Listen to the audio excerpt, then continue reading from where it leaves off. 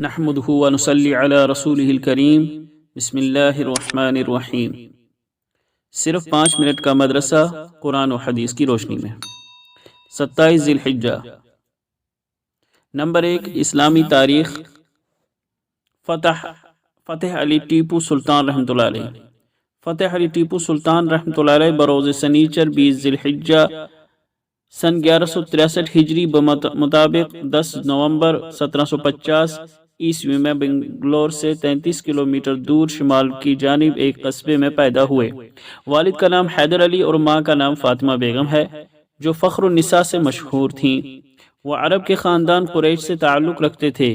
5 برس سے لے کر 19 سال کی عمر تک حفظ قرآن، دینی علوم اور جنگی فنون میں مختلف ماہرین فن سے مکمل مہارت حاصل کر لی اور سپہ سالار بن کر جرأت و بہادری کے ساتھ دشمنوں سے مقابلہ کر کے فتح علی خان بہادر کا خطاب حاصل کر لیا۔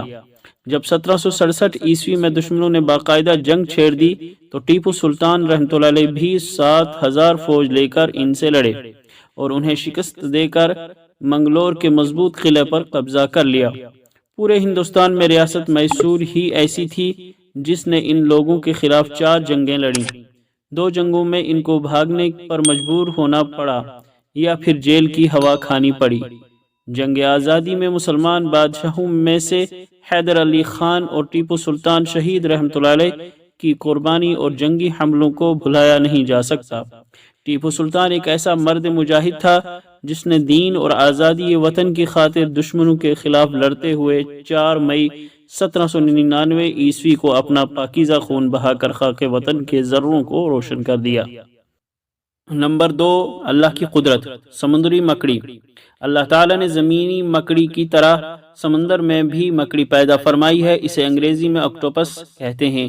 اس کے 8 پیر ہوتے ہیں۔ اس کے جسم میں ہڈی نہیں ہوتی بلکہ پورا بدن گوشت اور کھال پر مشتمل ہوتا ہے۔ اس کی صرف ایک آنکھ ہوتی ہے۔ وہ دور ہی سے اندازہ کر کے تیز رفتاری کے ساتھ اپنے شکار کو پکڑتی ہے اور خون چوس کر چھوڑ دیتی ہے۔ سمندر میں ایسی مخلوق کا پیدا کرنا اللہ تعالیٰ کی عجیب قدرت ہے۔ نمبر 3، ایک فرض کے بارے میں۔ روزوں کی قضا فرض ہے۔ اللہ تعالیٰ فرماتا ہے، رمضان کا مہینہ وہ ہے جس میں قرآن نازل کیا گیا، جو سراپا ہدایت اور ایسی روشن نشانیوں کا حامل ہے جو صحیح راستہ دکھاتا اور حق و باطل کے درمیان 2 ٹوک فیصلہ کر دیتا ہے۔ لہٰذا تم میں سے جو شخص بھی یہ مہینہ پائے وہ اس میں ضرور روزہ رکھے، اور اگر تم میں سے کوئی شخص بیمار ہو یا سفر پر ہو تو وہ دوسرے دنوں میں اتنی ہی تعداد پوری کر لے، یعنی قضا کر لے۔ اللہ تمہارے ساتھ آسانی کا معاملہ کرنا چاہتا ہے اور تمہارے لیے مشکل پیدا کرنا نہیں چاہتا، تاکہ تم روزوں کی گنتی پوری کر لو۔ اور اللہ نے تمہیں جو راہ دکھائی اس پر اللہ کی بڑائی بیان کرو اور تاکہ تم شکر گزار بنو۔ نمبر 4، ایک سنت کے بارے میں۔ بچے کے کان میں اذان دینا۔ جب حضرت حسن رضی اللہ عنہ کی ولادت ہوئی تو رسول اللہ صلی اللہ علیہ وسلم نے ان کے کان میں اذان دی۔ فائدہ: بچے کے پیدا ہونے کے بعد دائیں کان میں اذان دینا اور بائیں کان میں اقامت کہنا سنت ہے۔ نمبر 5، ایک اہم عمل کی فضیلت۔ نیند سے جاگنے پر دعا پڑھنا۔ رسول اللہ صلی اللہ علیہ وسلم نے فرمایا، جو شخص رات میں بیدار ہو اور یہ دعا پڑھے، لا الہ الا اللہ وحدہ لا شریک لہ، لہ الملک ولہ الحمد وہو علی کل شیء قدیر، الحمد للہ وسبحان اللہ واللہ اکبر ولا حول ولا قوة الا باللہ، پھر یہ کہے اللہم اغفر لی، یہ دعا مانگے تو وہ قبول کر لی جائے گی، اور اگر وضو کر کے نماز پڑھے تو اس کی نماز قبول کی جائے گی۔ نمبر 6، ایک گناہ کے بارے میں۔ شہنشاہ نام رکھنے کی حرمت۔ رسول اللہ صلی اللہ علیہ وسلم نے ارشاد فرمایا، قیامت کے دن اللہ تعالیٰ کے نزدیک سب سے زیادہ ناپسندیدہ اور سب سے برا وہ شخص ہے جس کو شہنشاہ کا نام دیا جائے۔ یاد رکھو، اللہ کے سوا کوئی بادشاہ نہیں۔ نمبر 7، دنیا کے بارے میں۔ دنیا کا عیش و آرام۔ حضرت عمر رضی اللہ عنہ نے حضور صلی اللہ علیہ وسلم سے عرض کیا کہ اللہ تعالیٰ سے دعا فرمائیے کہ آپ صلی اللہ علیہ وسلم کی امت کو خوشحالی عطا فرمائے۔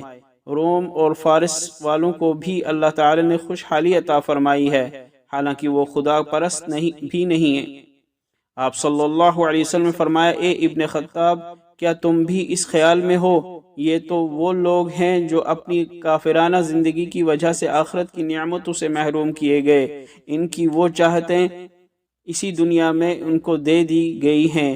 آپ صلی اللہ علیہ وسلم نے فرمایا، اے عمر، کیا تم اس پر راضی نہیں کہ ان کے لیے دنیا کا عیش ہو اور ہمارے لیے آخرت کا عیش؟ نمبر 8، آخرت کے بارے میں استغفار کی کثرت۔ رسول اللہ صلی اللہ علیہ وسلم نے ارشاد فرمایا، مبارکباد کے قابل ہے وہ شخص جس کے اعمال نامہ میں زیادہ استغفار ہو۔ رسول اللہ صلی اللہ علیہ وسلم نے یہ بھی ارشاد فرمایا کہ جس شخص کو یہ پسند ہو کہ اس کا اعمال نامہ اس کو خوش کر دے، اس کو چاہیے کہ وہ استغفار کی کثرت کرے۔ نمبر 9، طب نبوی سے علاج، تمام مصیبتوں سے حفاظت کی دعا۔ رسول اللہ صلی اللہ علیہ وسلم نے فرمایا، سبحان اللہ وبحمدہ ولا حول ولا قوة الا باللہ ما شاء اللہ کان وما لم یشاء لم یکن اعلم ان اللہ علی کل شیء قدیر۔ جو شخص ان کلمات کو صبح کے وقت کہتا ہے شام تک ہر بلا سے محفوظ رہتا ہے، اور جو شام کو کہتا ہے صبح تک محفوظ رہتا ہے۔ نمبر 10، قرآن کی نصیحت۔ قرآن دلوں کی بیماریوں کے لیے شفا ہے۔ قرآن میں اللہ تعالیٰ فرماتا ہے، لوگو، تمہارے پاس ایک ایسی چیز قرآن کریم آئی ہے جو تمہارے پروردگار کی طرف سے ایک نصیحت ہے اور دلوں کی بیماریوں کے لیے شفا ہے اور ایمان والوں کے لیے ہدایت اور رحمت کا سامان ہے۔